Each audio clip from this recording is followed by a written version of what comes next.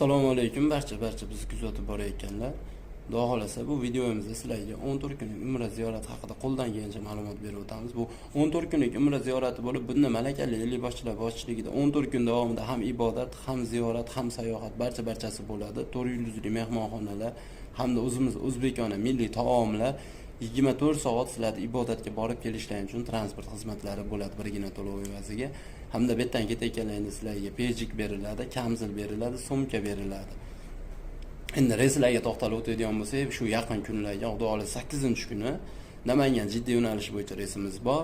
Bunda joyimiz juda oz qolgan. Agar kimdir shu kunga unaqa rejalashtirgan bo'lsa, bemalol ekranda raqamlarga qo'ng'iroq qilsangiz sizlarga ma'lumot berib o'tamiz. Undan tashqari 10-kuni Farg'ona jiddiy yo'nalish bo'yicha reysimiz bor. 11-kuni Farg'ona Madina yo'nalish bo'yicha reysimiz bor. Bundan tashqari Toshkentdan kunda-kunora reyslarimiz ham bor.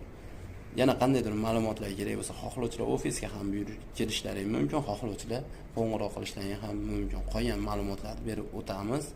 Ro'za va Ramazon oylariga ham bizda qabullar boshlangan. Bu haqda ham ma'lumotlar kerak bo'lsa, bemalol qo'ng'iroq qilinglar, hamda bizni kuzatib boringlar. Barcha ma'lumotlarni qo'ldan kelgancha sizlarga berib boramiz. Videoda qandaydir kamchiliklar bo'lgan bo'lsa, oldindan uzr so'raymiz. Obuna bo'lmaganlar obuna bo'lib qo'yishni unutmanglar. Har qanday yangiliklarimizni ko'rib borasizlar. Hammalaringga rahmat. Sog' bo'linglar. Ilohim Allohim barchamizga nasib qilsin. Shularga borib, ota-onalarimiz duolarini olib, xizmatlar